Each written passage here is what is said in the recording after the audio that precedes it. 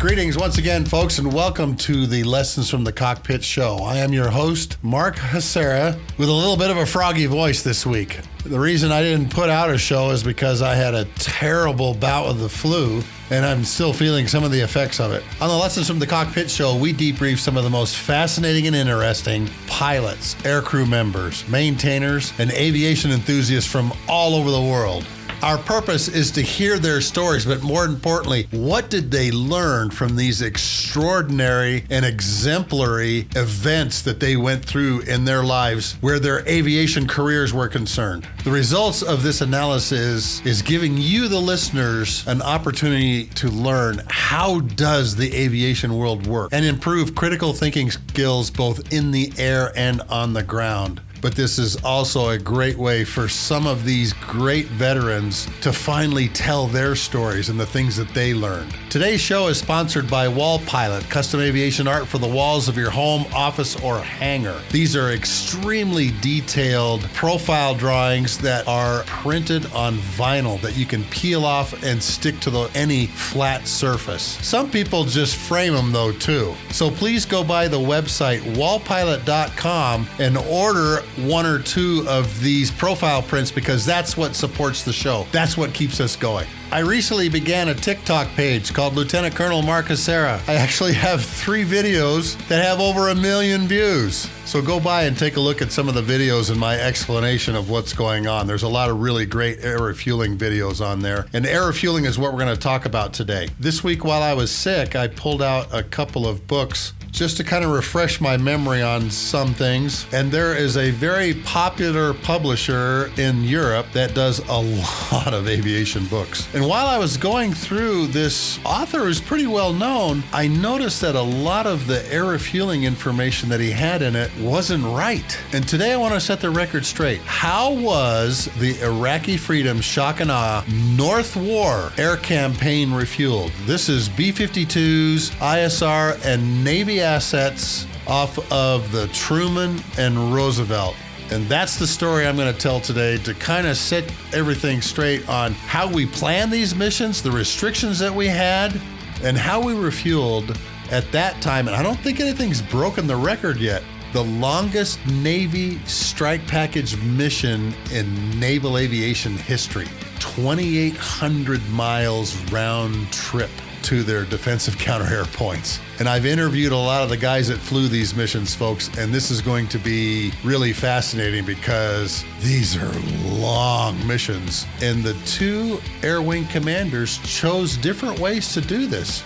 So, grab an adult beverage of your choice, sit down, strap in, and let's begin a history of air refueling planning and execution for the Iraqi Freedom North War that was predominantly 2 carrier air wings. Okay, well, first of all, we've got to start off with my credentials. Who am I to be able to say, hey, some of the information out there that's published is incorrect? This is the reason I can talk about this. I was the chief of the Air Refueling Control Team. I had about 30 guys and gals on my team that were doing both planning upstairs in what's called the Master Air Attack Plan Cell and executing down on the floor of the Prince Sultan Air Base Combined Air and Space Operations Center. I was the guy that was the head of all air refueling in the Middle East. I had full responsibility for all air refueling assets, no matter which nation was providing tankers to the coalition. Now, I am the first to admit I am not smart enough to do a lot of this, okay? And I had a fantastic team at the Prince Sultan Kayak that was helping do all of this. And I still keep in touch with a number of these people. Some of the people that were working on my planning staff had been graduates of the KC-135 Combat Employment School, as it was called at that time,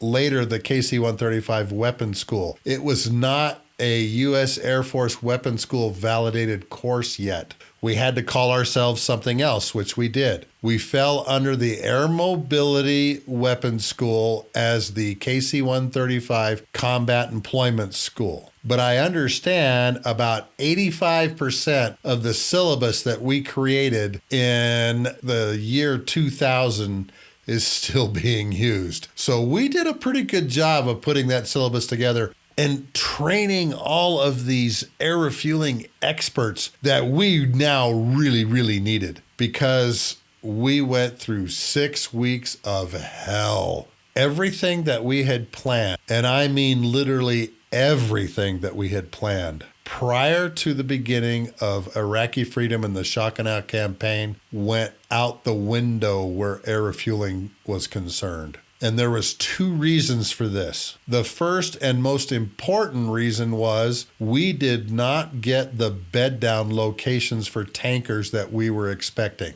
Okay, what do I mean by bed down? Bed down means where we were going to locate the tankers. Most of the places that we looked at were unsatisfactory as we were doing round 2. One of the largest locations for air refueling assets during the Shock and Awe campaign was supposed to be at Incirlik Air Base outside Adana, Turkey. Well, as you all know, the Turks told us, no, you can't base your aircraft inside of Turkey. So that ruled Incirlik out right away, and we were going to put 38 tankers there. So we had 38 homeless tankers that we had no idea where we were going to put those down. And here's a really funny story about that. Obviously, we had to go in and brief the Combined Forces Air Component Commander, or CFAC, which at that time was Lieutenant General Mike Mosley. I can't say enough good things about General Mosley and working for him. He was a fabulous boss. He understood the big picture, and I got in trouble twice for things that were beyond my control, and he was very good about handling those. Well, one of the guys working on my strategy staff was a KC-10 pilot, and his call sign was Sexy Fred. And Sexy Fred came in with the briefing on, now we're not going to have the basing rights that we thought we had. And he called it the roast beef, no turkey plan. And Mosley about fell out of his chair when Sexy Fred got up there and put that first slide up. Roast beef, no turkey. But even that plan didn't last 48 hours. So now we are having to find locations for our tankers that we're starting from scratch. Fortunately, at the KC-135 Combat Employment School, this is one of the things that we taught. Where are the best places to put KC-135s or any tankers that are going to fly a lot of missions? There's really only 2 places you can do that. The first is a prepared airfield like Incirlik Air Base. Well, got to cross that off. That ain't going to happen. The second place is obviously international airfields. The reason why is the runway length, but the most important reason, if you're going to sustain tanker operations for a long time, where you have 38 tankers that are going to fly possibly up to 50 missions, you have to have a place with a lot of gas. Here's the reason. 50 KC-135 missions are going to take off with 180,000 pounds of jet fuel. So doing some math in public here, 38 tankers on the ramp, we had a 1.4 crew ratio, meaning we had 1.4 crews per airplane. So they could fly 53 missions. 53 missions loaded with 180,000 pounds of gas means I was going to use 9,540,000 pounds of jet fuel in a single 24-hour air tasking order. Do you see where I'm going with this? We could only fly. Sustained tanker operations can only happen from a military prepared airfield or an international airport, because those are the only places that can bunker that kind of fuel, store that kind of fuel. Let's talk for just a moment about crew ratio. Obviously, if I have a 2.0 crew ratio, meaning I have 2 crews per airplanes, I can fly more sorties. The KC-135 community at that time period, and if I remember right, the number was 1.4 crews per airplane that was deployed over there. That was also another problem that we had to deal with. We could not fly more sorties because we didn't have the crews. Why didn't we have the crews, and why didn't we have the extra tails or aircraft to fly missions was because the terrorist threat level went up back home. There was 127 KC-135s or KC-10s on alert back home when the threat level went up as Iraqi Freedom and the Shock and Awe campaign started. And to top all of this off, Kim Jong-un, the father of the current guy, thought, well, while the Americans are busy in the Middle East, why don't I get busy here? And we had to send 25 aircraft to Andersen Air Force Base, Guam, again, only with a 1.4 crew ratio. One of the things that was really sticking in our ribs was we could not have Guard or Reserve crews fly active duty airplanes. So that further restricted us because in a lot of the Guard and Reserve units, they had higher crew ratios. Now, here's how I fixed that. I sat down with Gramps, who was another one of our strategists. He had been on the initial cadre for the KC-135 Combat Employment School, just like me. And I said, Gramps, how are we going to fix this? And both of us came to the conclusion we have to get Air Mobility Command to allow Guard and Reserve crews to fly active duty airplanes and active duty crews permission to fly Guard and Reserve airplanes. Even though the nomenclature for the airplanes, KC-135 Block 30, and I think the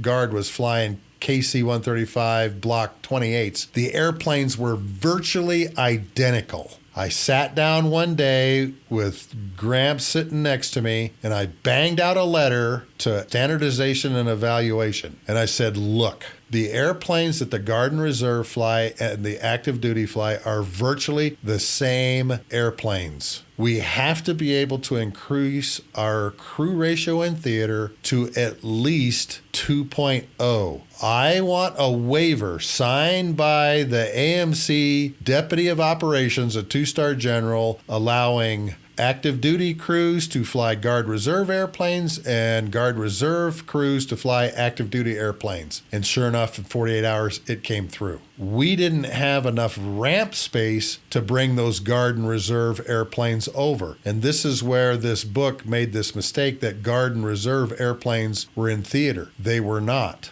but the crews were. I told Air Mobility Command, okay, you've activated all of these Guard Reserve units. Leave the airplanes where they're at because I don't have room for them, but I definitely have room for the crews so that I can ramp up my sortie rate by allowing the Guard and Reserve to fly active airplanes and the active guys to fly Guard and Reserve airplanes. And this works so slick at Prince Sultan Air Base because I had a rainbow of crews. I realize this is like just dead horse logic. But again, those were the restrictions that we had at the time that we had to work through. And I had to write a number of these kinds of requests for waivers for flying hours and for air crews being able to fly airplanes across the spectrum. And AMC was fine with that. And those approvals came, like I said, within 48 hours because they made sense. Just about 3 or 4 days prior to Shock and Awe beginning on Friday, the 21st of March, Prime Minister Tony Blair of England said, hey, why don't you guys just pack your tankers into Akrotiri on the island of Cyprus? And I thought, okay, that's a great place for them. That's the perfect place for them.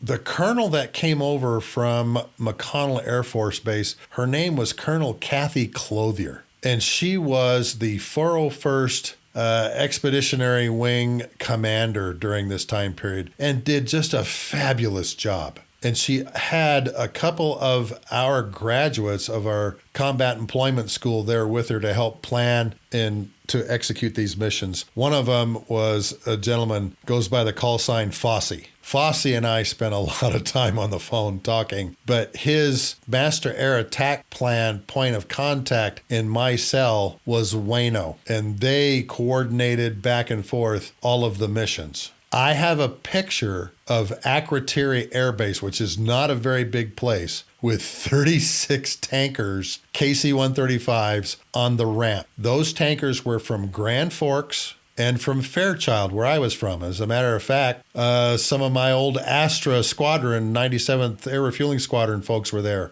The major portion of the Astra folks were at Prince Sultan with me, with our squadron commander, Freddie. So now we had our major big wing tanker base. But then crops up another big issue. The KC-135s were just being outfitted with the new multi-point refueling pods, or MIPPERS pod. These are pods that have a drogue and a hose in them, and they reel out from both wings. And we can pump gas through both of these things. We were initially having some real problems with these things, and it all started with Casey Albright on the USS Lincoln. He calls me up and goes, "Sluggo, the MIPPERS pods are taking our probes off." And I'm like going, "Oh, darn it, what's happening?" And he goes, "Man, when we plug into that thing and that sine wave of the hose goes up to the pod, turns around and comes back to our air refueling probes, it's taking the probes right off the airplanes. We can't go to war unless we figure out how these MIPPERS pods work." So I had to sit down one day and figure out what the heck is going on. And I found the answer. I had the air refueling NATOPS manual for the Navy on my desk,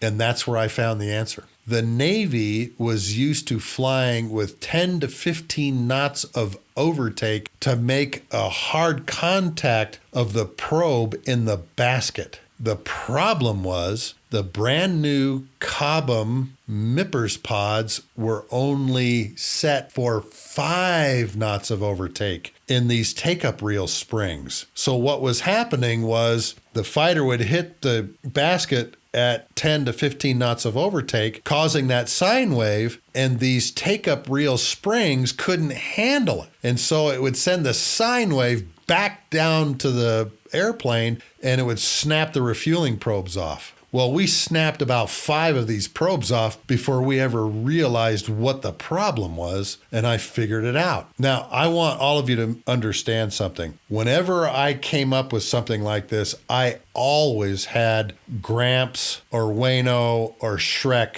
come take a look at what I was doing. We had this constant sharing of information to make sure that, in fact, the decisions that we were making were correct. And often we went to battle with the 80% solution. Now, when I figured this out, I wanted to make sure, all right, am I seeing this wrong? And I handed this to Gramps and to Wayno, and they go, "Nope, you got it. That's exactly what's wrong." And we sent a message out to the 5 aircraft carriers saying, "Slow down. The take-up reels springs are only set for 5 knots of overtake, not 10 to 15 like your NATOPS manual says." To Cobham's credit, we sent a letter to Cobham in Davenport, Iowa, and they put maintenance teams together that came in theater to Prince Sultan Air Base and to Akrotiri to set all those springs right. My hat's off to Cobham Air Refueling and their field service engineers that came over and fixed this. They did a fantastic job. And so I can't give enough great credit to Cobham Air Refueling and what they did for us when we finally figured out this problem. And I mean, those guys were in theater like within a day fixing these. In order to be able to maintain these brand new pods, I did not want to spread them out through the theater. So Akrotiri became the one place that had the multi-point refueling pods, or the MIPPERS pods, period. I called my good friend Moose on the phone, and he was the DCAG of Carrier Air Wing 8 on the Roosevelt. And I said, "Moose, it's Sluggo at the Kayak. Here's what I've got for you." And I told him about the MIPRS pods. Of course, he already knew this because all of the air wing commanders talk. And I said, Moose, teams are coming. They're going to fix them. You're going to have 33 of the 38 pod sets that are made on your tankers. So those tankers will be able to refuel you off both wings and still have the boom, centerline boom, to refuel boom type receivers. And of course, he was extremely pleased with that. But these are all the kinds of things that we had to think about as we began putting this air refueling plan together. And again, this is within 5 days of the opening of Shock and Awe, which, as you remember, didn't start on Friday. It started on Wednesday night when the two F-117s, Ram 11 and Ram 12, went to Dora Farms, where we thought we had Saddam. Didn't happen that way. The March Guard KC-135 were at Suda Bay, Crete. And these, ladies and gentlemen, were absolutely fabulous for a reason I'll talk about here when we talk about the jump into Bashur. They were at Crete. The KC-10s ended up at Burgas, Bulgaria. The Bulgarians had just become part of NATO, and they wanted to get involved in a big way. And we thought, okay, how can we do this?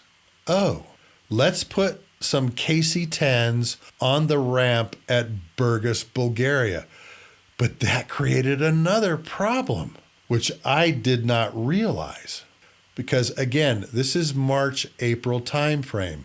In Europe, it's the end of winter. And Sun Tzu has his 5 constants, and one of them is earth and weather. You have to always look at the weather.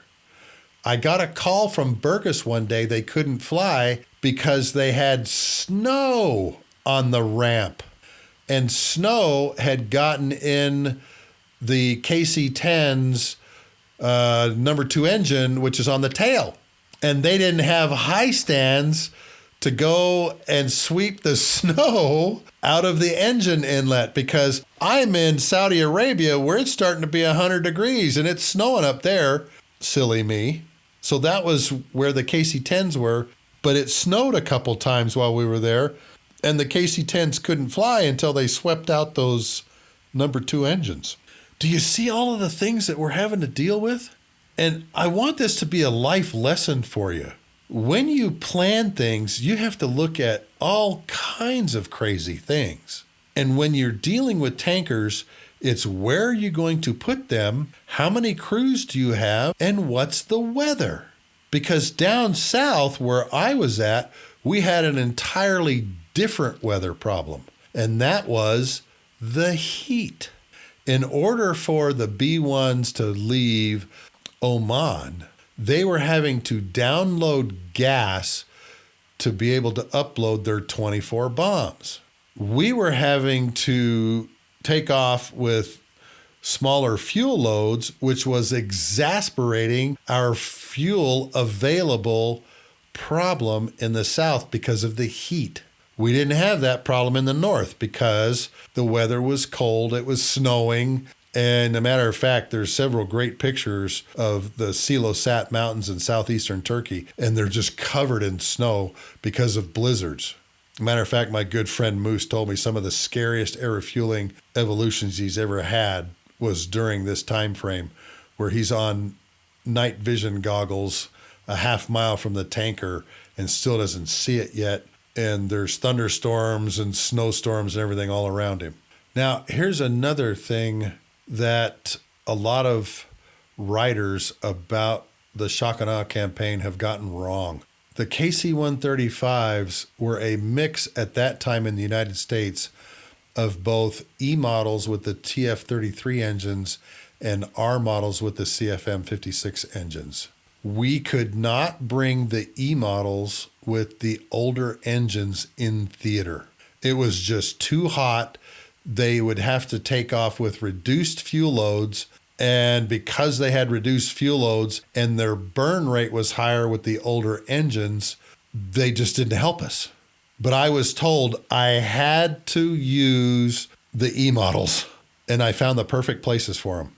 I put the E models on the island of Lodges, and at RAF Fairford and Mildenhall.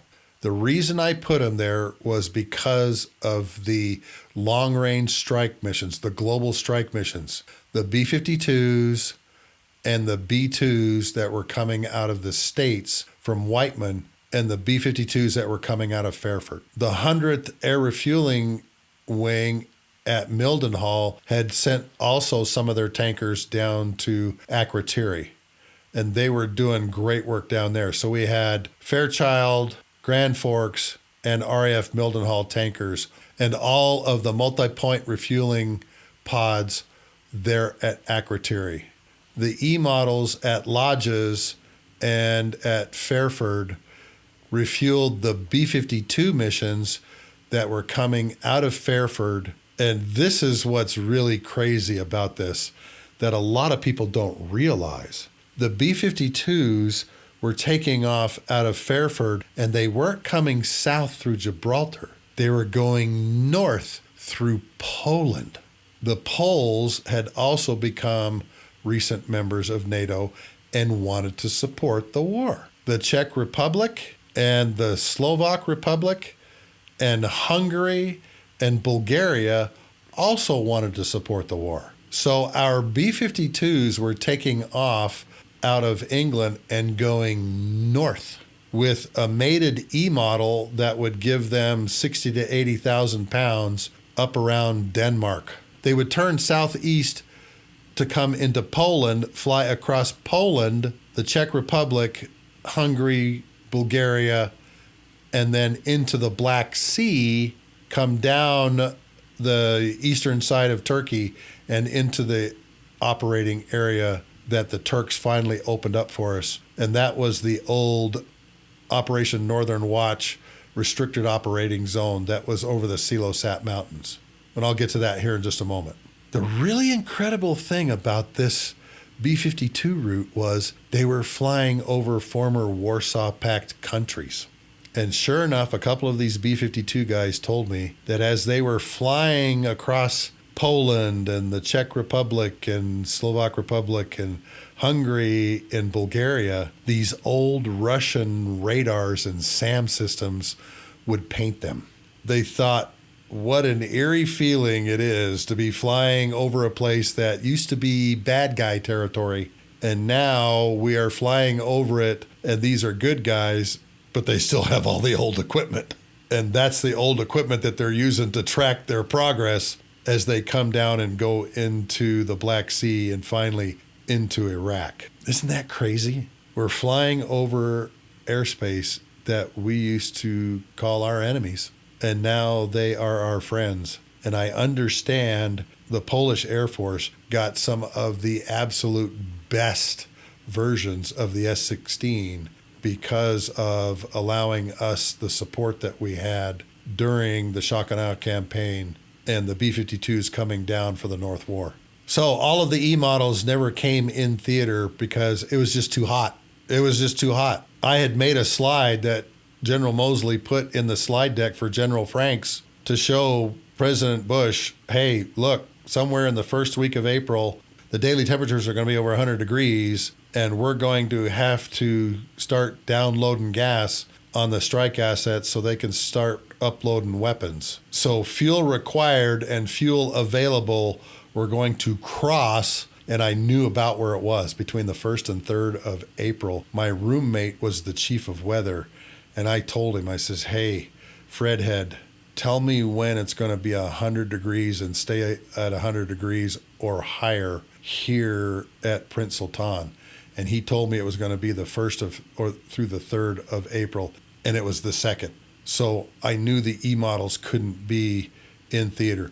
And having them at lodges to refuel all the airlift missions that were coming over, to refuel the B-2 missions that were coming over for Whiteman, having them at Fairford, refueling the B-52s, and of course the B-2s and the airlifters that are still coming over. We got the KC-135 E-models from the Guard and Reserve units into the fight. But none of them ever made it into the theater because we couldn't have them there.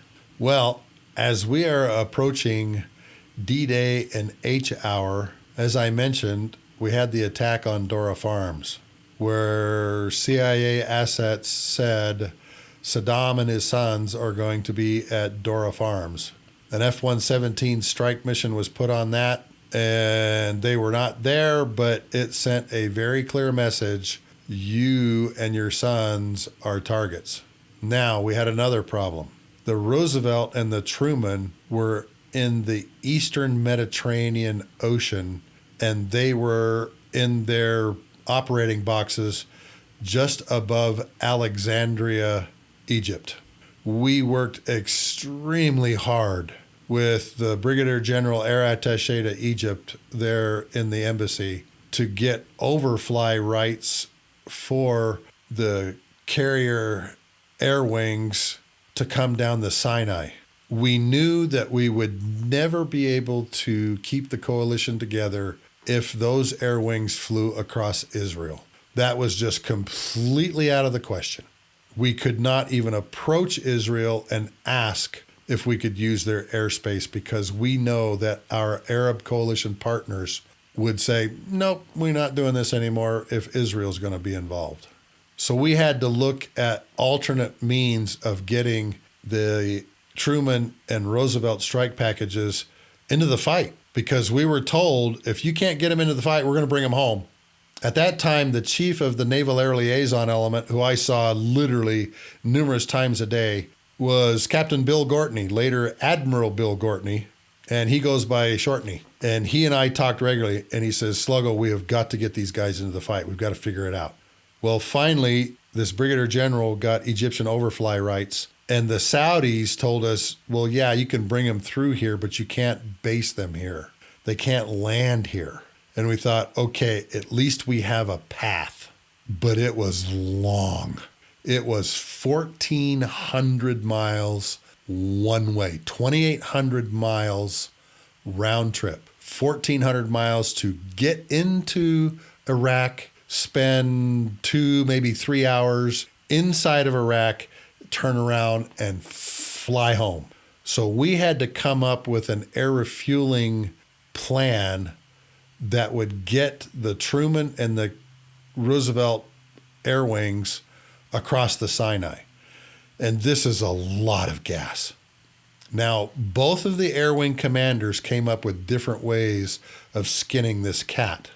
Newley, who was the air wing commander on Roosevelt, Moose being his deputy, and Cyrus on the Truman came up with a way to do it. They were given tasking to fly what's called defensive counter-air missions just west of Baghdad over an airfield called Al-Taqaddum, where they had their MiG-25s and some of their MiG-23s. Both carriers would launch their strike packages. They would form overhead the aircraft carrier, then turn south across the Sinai at night, turn at the Gulf of Aqaba, come through Saudi Arabia to 2 anchor areas that were called Wano and Waibo, refuel there, and then go on to their defensive counter-air combat air patrol points, or DCA cap points. 1,400 miles one way, 2,800 miles round trip. As far as I know, this is the longest naval strike package missions in naval aviation history, and I don't think it's changed. The 2 air wing commanders chose different methods for refueling their strike packages. Newley and Moose had their S-3s take off and refuel all of their Hornets overhead the carrier. The Tomcats had enough gas to make the transit down the Sinai, around the corner at Etzion, and up to Waibo and Wano. Cyrus chose a different method. The S-3 Vikings would refuel the Hornets to the Vikings' maximum range about halfway down the Sinai, drop them off, and turn around and come back to the carrier. The F-14s, F-18s, and EA-6Bs would continue on down to the Gulf of Aqaba and Etzion, make the left-hand turn into Saudi Arabia, come up to Waibo and Wano, get their gas, and then go in and fill their defensive counter-air vulnerability time. 2,800 miles. That's a long time to be in a fighter plane. The Hornet has a small cockpit, and its seat, I understand, isn't real comfortable. USS Roosevelt's Carrier Air Wing 8 had F-14D models. VF-213, the Black Lions, famous Tomcat squadron. The Truman and Cyrus's Air Wing, they had VF-32 Swordsman flying F-14B models. Again, another really famous Tomcat squadron. This Tomcat squadron in 1989, shot down 2 Libyan MiG-23s. So they'd already made a name for themselves. Now, again, the Tomcats could get enough fuel where they could take off and make it all the way to the air refueling areas in western Saudi Arabia. Cyrus did it by having all of his S-3s drag everybody down about halfway and drop them off. Newly and Moose had all of them load up to the gills overhead the carrier in case there was any problems and they had to land, and then head the rest of the way. So I believe these first Cyrus crosses the Sinai missions began on the night of the 20th of March, which was a Thursday.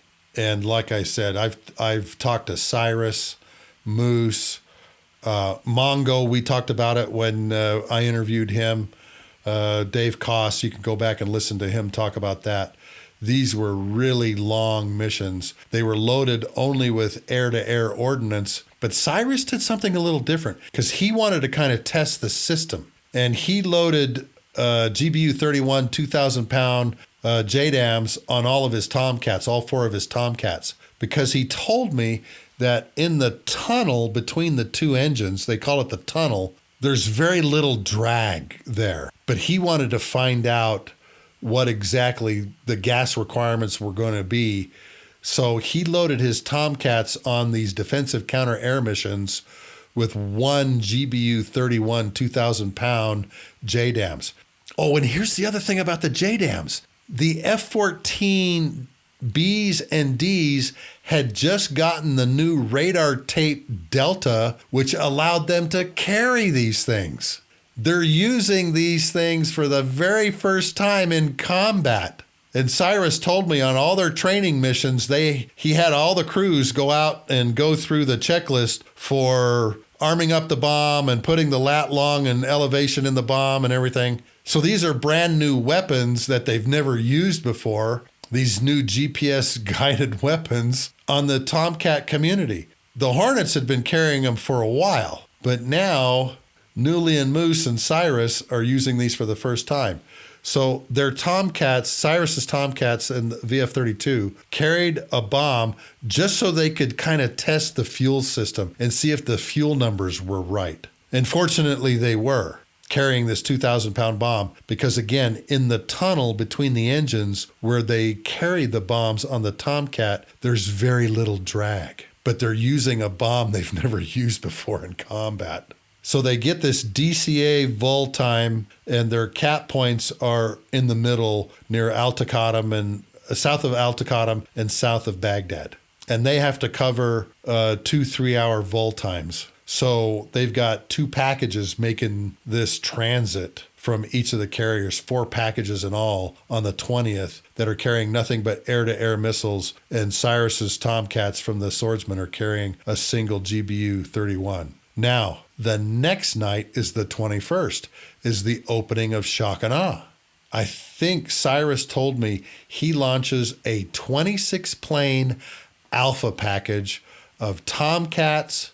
He's 4 Tomcats or 6 Tomcats and 20 Hornets, all loaded wall to wall with 3 GBU-31 2,000-pound JDAMs, and the Hornets are carrying what they call goofy gas, a centerline tank, and then another tank, external fuel tank, on an inboard wing pylon. They call that goofy gas. So now everybody's loaded up with bombs. The Tomcats are doing what's called self-escort, where they've got air-to-air missiles as well as the bombs, and they're doing this whole thing all over again on the night of the 21st. Newly and Moose refuel everybody overhead Roosevelt. Cyrus and his air wing are being drugged down the Sinai Peninsula behind his 6 or 8 S3s, loading the Hornets up to the gills so that they can make the full trip up there. Now, here's something very fascinating that I found out from talking to both Moose and Cyrus. Cyrus is in the middle of the opening night. He's doing their post-strike refueling off of 3 KC-10s that we put out in, I think it was Waibo, just to refuel these long-range strike packages. Now, these 3 KC-10s are going to have plenty of gas. They came from Al Dhafra, so they have the wing pods that have drogues in them, but they also have the centerline baskets as well as the booms. So there's plenty of places for them to refuel. They're all in the middle of their post-strike refueling, getting enough gas to go back to the carrier when all of a sudden another strike group shows up on the wings, and it's Moose and Mongo. And Moose told me, he goes, "Cyrus, is that you on the tankers?" And Cyrus goes, "Moose, is that you?" And he goes, "Yeah, get off so that my guys can get gas and we can make our timing and get to our targets." And so Cyrus and his guys all drop away from the KC-10s. Moose and his guys all plug in, all get their pre-strike gas, and then head to the target area. And Cyrus and all of his strikers, the Tomcats, Hornets, EA-6Bs, jump back on, get all of their gas to make it back home, and off they go. Well, I think it's when Moose is coming out, they find out that one of the tankers is delayed for an hour, and that isn't going to work. And this is where the Brits get involved.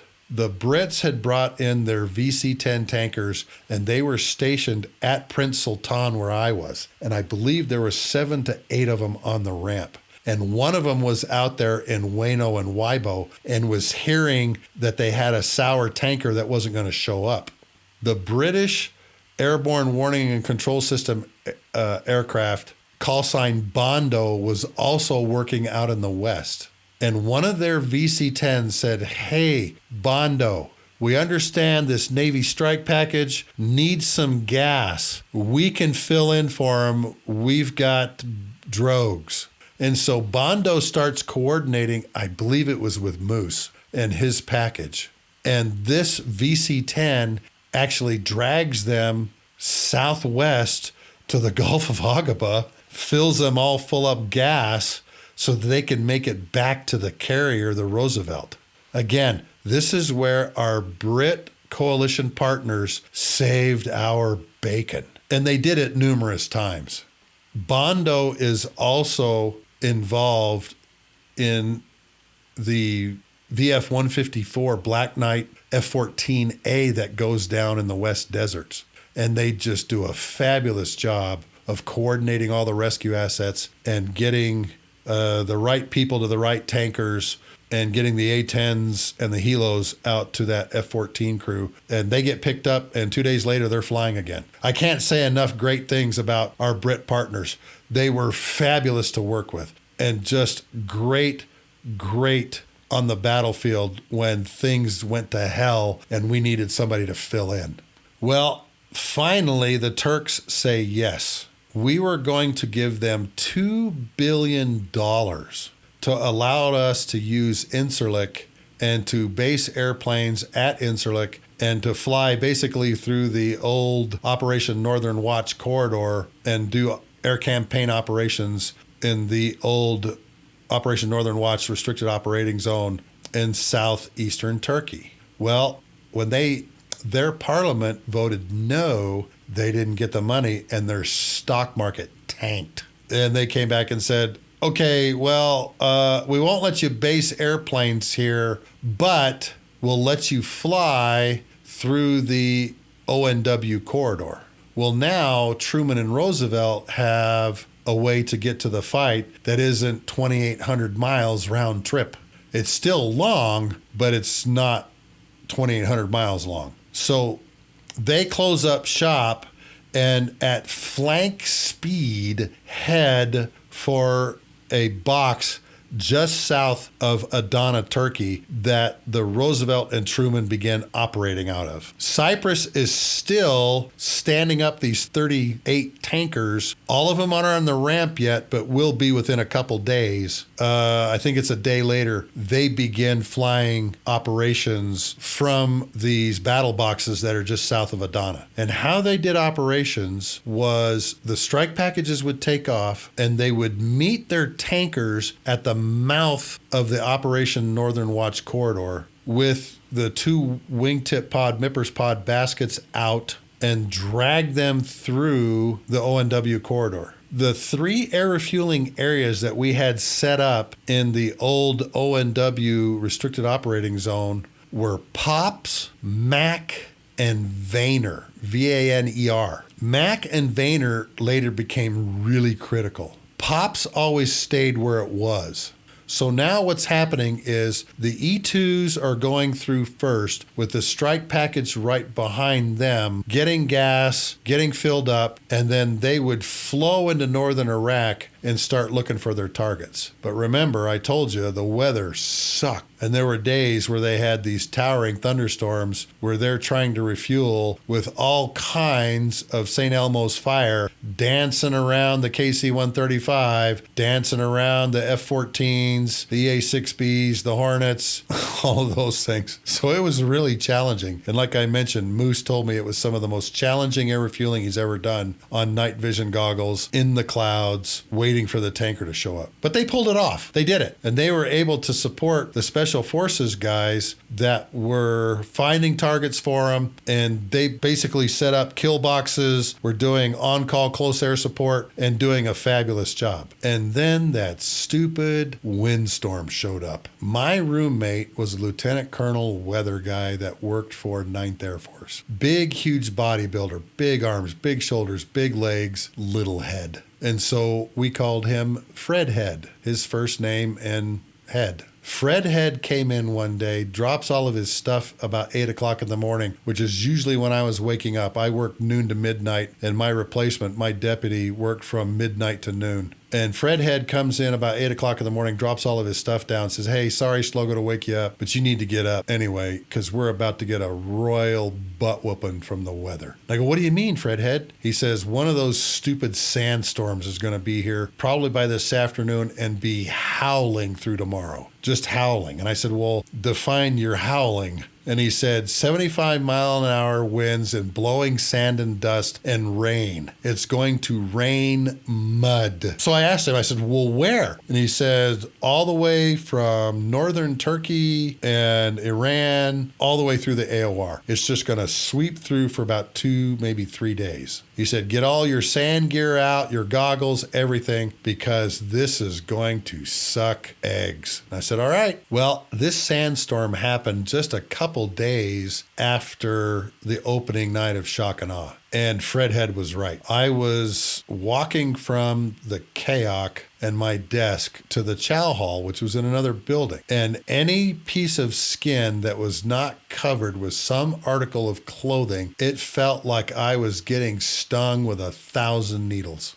Because it made those little drops of rain picked up all of the dust and sand that was being blown into the air, and it was moving at 75 miles an hour. And I'll never forget going over there and thinking to myself, holy smoke, we couldn't see a football field in this thing, at least at the kayak where I was. Now, we still had airplanes that were taking off, because the crazy thing about this windstorm was the winds were going right down the runway, literally 75 knots right down the runway. And so airplanes could still take off, and we were still flying some missions, but the Roosevelt and the Truman could not, because they obviously couldn't stay into the wind. Because at some point, boat meets land, right? Boat meets lighthouse, whatever you want to call it. So they had to stand down for, I think it was 2 days. before these things blew through. And what a mess it made. I had never seen anything like this except for in the movie The Mummy, and it portrays it extremely well. You just see this great big huge wall coming. Our giant voice warning system was going off. Stay indoors, stay indoors, stay indoors, weather alert, weather alert. This, I think they call him Shamal, is coming. Stay indoors if you don't have to be outside. But Truman and Roosevelt and the North War basically stopped for about 2 days, which is a little sketchy because you're worried about your guys on the ground, obviously, and you can't provide them air support. Now, right after the Shamal blows through, we have to get ready for the 173rd Airborne Brigade airdrop into Bashur. This is just a little airfield up in the hill areas of northeastern Iraq. And it's gorgeous up there. Beautiful trees, green. It was crazy. All the guys that told us that were up there said, man, it's just gorgeous up here, Sluggo. You should see this place. But we were going to drop the 173rd Airborne into this airfield. And once again, we had a number of restrictions that caused us problems. And this is where my March Guard guys became heroes. 15 C-17s were going to leave Aviano Air Base with about 1,000 soldiers and all their equipment and do this airdrop in the middle of the night over this airfield, 9,000-foot airfield called Bashur, Iraq. The problem we have is what's called island destination fuel. We have to come back to our base with at least 32,000 pounds of gas on board, because if for some reason the runways crap out on us, we have to be able to hold for an hour and a half and wait. So island destination fuel was something that we had in the back of our minds on all of our planning. But now I've got a base at Cyprus, which is my main base, and again, more guys on Suda Bay, Crete, and now they're having to do the fuel planning for this mission, and again, we get screwed by the Turks. They only allow us to fly the ONW corridor. They will not let us go up over Constantinople and the Bosphorus. Nope, don't even ask. So what's happening is all of the tankers are having to go through the Operation Northern Watch corridor, which skims along the very southern border of Turkey, right across from Syria, go out to the restricted operating zone, turn north to a town, I think that was called Apo, then turn west over the Black Sea, turn in front of the 15 C-17s, offload their gas, follow them back to Apo, turn south to the restricted operating area, then back west through the operational Northern Watch corridor back to their bases. The March Guard guys call and tell me, Sluggo, we're landing with 10 to 12,000 pounds of gas. We don't have island destination fuel. And I went nuts. But the lieutenant colonel planner that was there, and I can't remember his name, says, Sluggo, we want to go ahead and do the mission and accomplish the mission. And I said, okay, tell me what the weather is. Remember, always got to look at the weather. He says, Sluggo, when we get back here, it's 10 knots down the runway and Cavu, clear and visibility unlimited. I have no heartburn about flying the mission this way. And I come to find out that the guys at Akrotiri, Cyprus feel the same way. They're getting back Scotia on gas too. So I tell the March planner, you go ahead and fly the missions as you have them scheduled. I will clear this with the director of mobility forces, the two-star general Nick Williams, or his deputy, Brigadier General Kurt Chakowski. Both have become great friends, and make sure it's all right. But right now, you've got the green light from me. Sure enough, I went in and told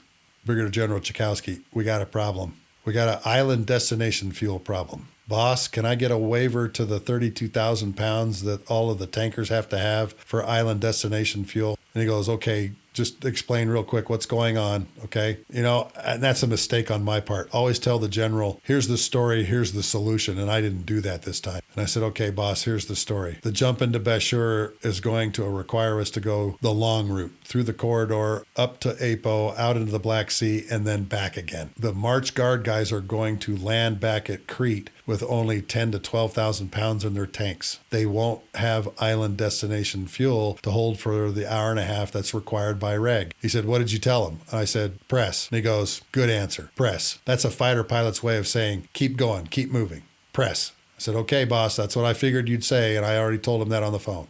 So when it came time to do the jump into Bashur on the 26th of March, we knew that we were going to be skosh on gas when we landed, but that the C-17s would have all of the gas that they needed, both coming in and going out. The C-17s would have pre-drop gas and they'd have their post-drop gas. The tankers would suck it up, land at these locations below the island destination fuel, and it worked out perfectly. Again, my good buddy Moose, Carrier Air Wing 8 on the Roosevelt, was the night carrier, and we did the jump into Bashur at night. He was flying a Tomcat that night with a lantern pod, a lantern targeting pod. He said, Sluggo, it was the most surreal thing watching those C-17s go over Bashur and watch those little parachutes come out and blossom and watch those guys go down and land on the airfield. He says, I took a lot of video tonight of these guys jumping out of the C-17s. He said, it was just freaking surreal. And I said, well, did you have to drop anything? Did you have to go bomb anybody? He goes, oh yeah, I had to do that too. They needed our support once they found out what was happening. And believe it or not, the 173rd had a CNN journalist embedded with them, and he jumped with them. But we told that CNN journalist, you cannot start broadcasting until at least 15 minutes after the jump. Then you can get your little satellite doohickey out and broadcast all you want. But during the jump, we don't want you broadcasting because of operational security. And he understood that. He was fine with that. But he got to make a jump. Now, we began sending airplanes into Bashur, C-17s, that had tanks and equipment and other things, until finally, I think the runway cracked. And we could only send C-130s in there from then on. But the jump into Bashur was a huge success, overcoming some incredible obstacles of weather, thunderstorms, the restrictions placed upon us by the Turks, having to fly these long sorties for the tankers through the ONW corridor, north into the Black Sea, meet up with the C-17s, fly reverse routing back, and it all came together. Well, one day I got a note from Moose. And he said, Sluggo, we gotta move Mac and Vayner, and we need another one. And I'm almost hesitant to tell you where we need it. And I said, okay, well, just let me know where. He goes, I need it down around Al-Sulaymaniyah. And I said, Moose, I don't even know where that's at. Where is it? And he goes, just go southeast of Mosul near the Iranian border. And I found it. I said, you gotta be kidding me. He goes, no, Sluggo, we really need that down here. And one of his planners came up and said, Sluggo, we've got to have something down there. And I said, Moose, you have got to promise me if anything happens down there, the tanker guys are really hanging it out to any surface-to-air missile or any high-fast flying Iraqi MiG that would jump the tanker and shoot it down. Moose, we've never had a KC-135 or a KC-10 shot down during combat operations. I don't want to start now. I do not want my legacy to be, you're the only chief of an air refueling control team that had a KC-135 shot down. And he says, Sluggo, I promise you, no harm will come to any of your tankers if you put one down there. As a matter of fact, I'll make a deal with you. If you can put an air refueling area down here, I will dedicate airplanes just to hang with the tanker and defend it.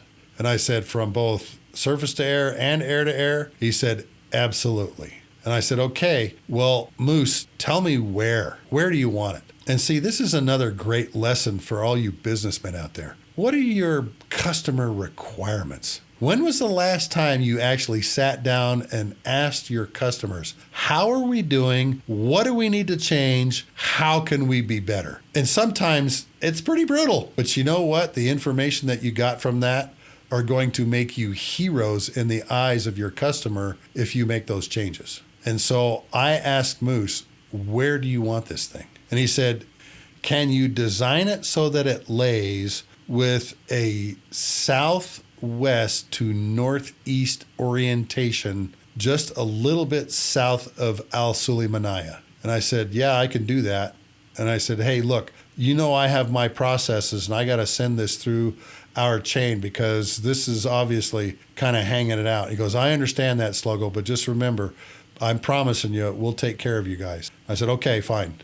And he said, on another note, can we move Mac and Vayner to somewhere north of Mosul and lay them side by side? And I said, okay, we're getting a lot of SAM fire reports out of Mosul. He goes, yeah, I know. We're looking for that SA-2 site. We haven't found it yet. But when we do, all of the unnamed gods of this world are going to come down upon it.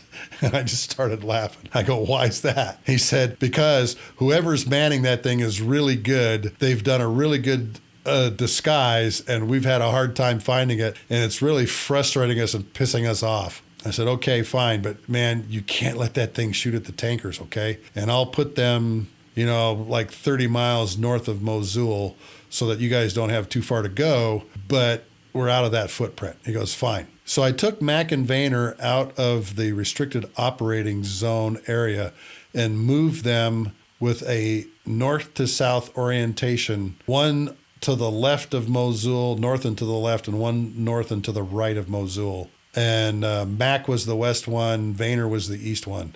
And the one that we put down near Al Sulaymaniyah was called Valley, because it was over this great big huge gorgeous valley. The KC-135 guys and KC-10 guys that went down to it said, oh, Sluggo, this thing is just beautiful down here. Hey, Sluggo, are the Iranians doing anything to us? And I go, look, you're going to have to ask the E-2 Hawkeyes and the AWACS. I haven't heard anything, haven't seen anything, but I've got a promise from Moose. If anybody tries to hurt you guys, he's going to put the hurt on them.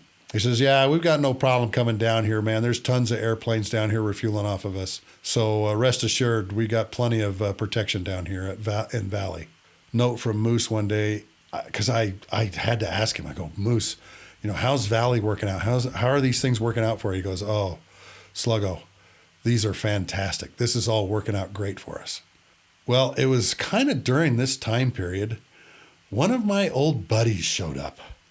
Unbeknownst to me, my good buddy Trigger was the XO of VFA 37, the Bulls. And he shows up at the Kayak. And I'm walking up, I think from lunch, and there is Trigger standing at the top of the stairs. Trigger and I go way back. He was a Navy exchange pilot flying F-15s with the 12th, the Dirty Dozen, when I was stationed in Okinawa during the 90s. And he's now kind of running the planning cell for the North War because he's a strike lead, obviously, Top Gun grad, and just a great friend. And he was one of the sources for my book.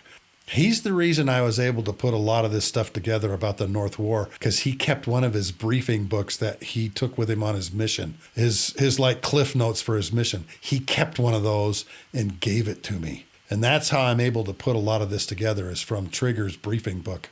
So Trigger shows up, tells me the same thing. Sluggo, tanker guys are doing great out there. They seem to know when to move even before we do, and everything's working out there. We just got to get them out of the weather. It seems like you guys always find the one cloud out there and fly right through it. I said, yeah, standard.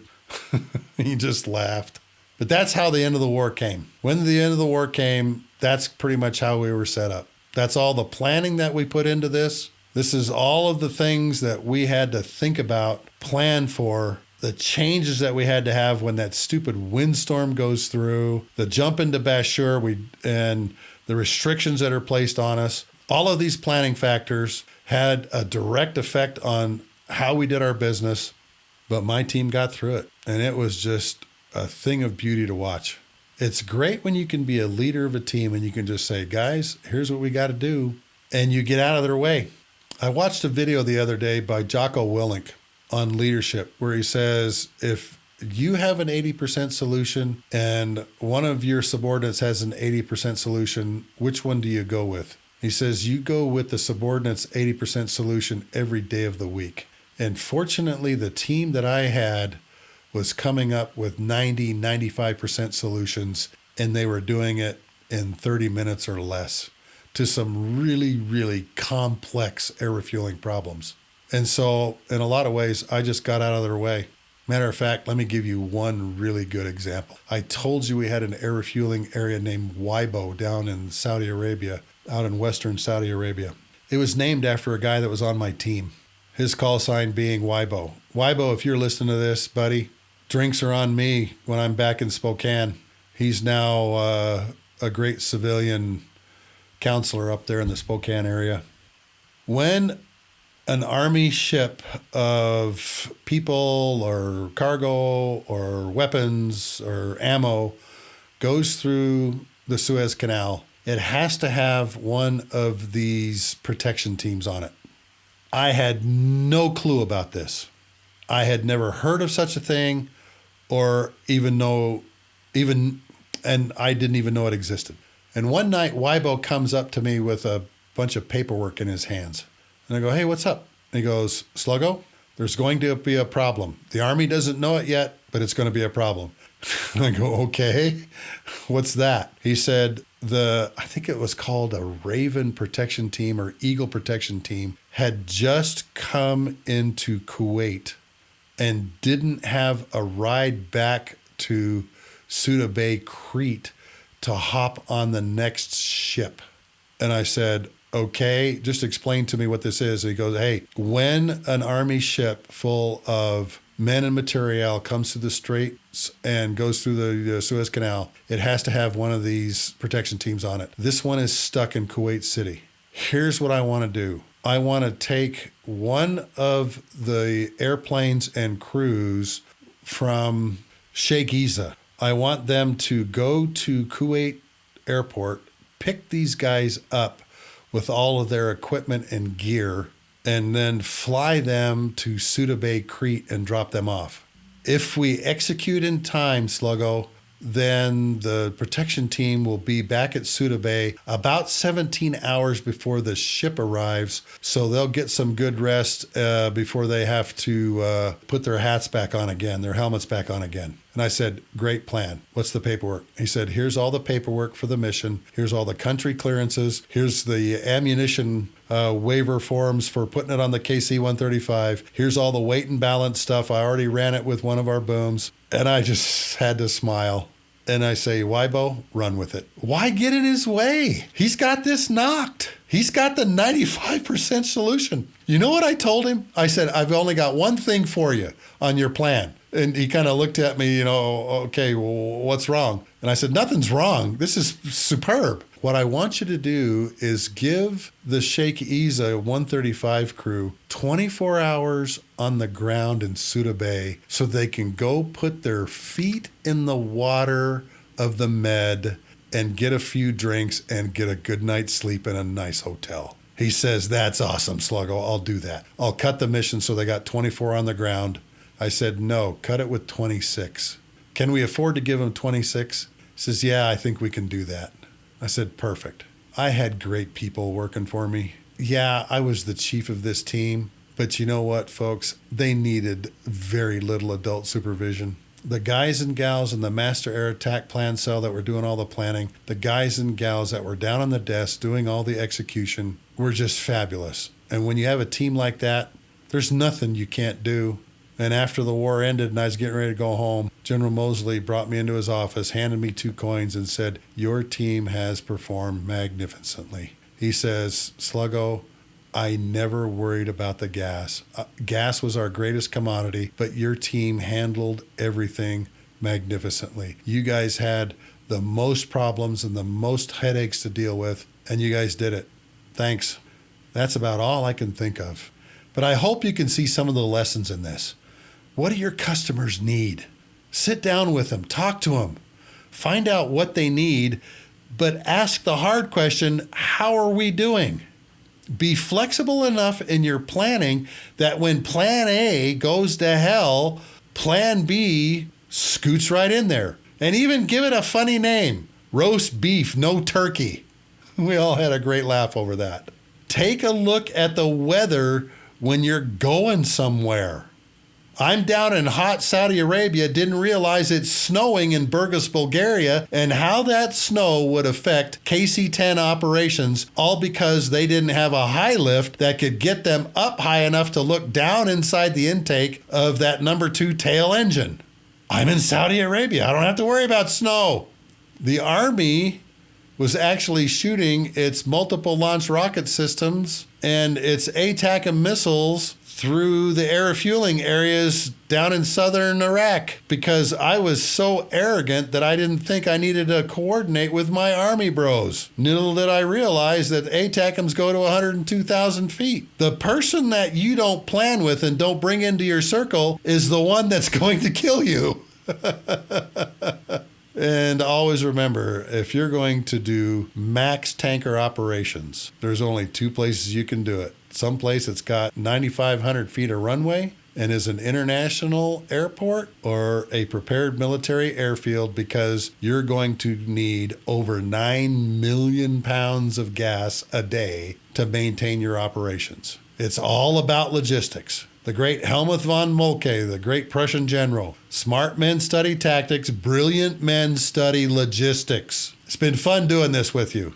I told you I wanted to do something special for you last week, and sick in bed, reading all this stuff, and I thought, this is a great time to tell this North War story. Tomcats, Hornets, EA-6Bs, S-3 Vikings, E-2 Hawkeyes from 2 carrier air wings, B-52s coming out of Fairford, RC-135s and AWACS coming out of Akrotiri, Cyprus. What a dynamic this was. But we handled it, and we did it. Thanks for listening once again to the Lessons from the Cockpit show. Lessons from the Cockpit is financed by Wall Pilot. Custom aviation art for the walls of your home, office, or hangar. These are very detailed aircraft profiles printed on vinyl that you can peel off and stick to any wall or flat surface. A lot of people just frame these things. So please go by wallpilot.com and take a look at some of these and order some of these great profile prints for the walls of your home, office, or hangar. This and previous episodes of the Lessons from the Cockpit show can be found on my website at markasera.com under the podcast pull-down box.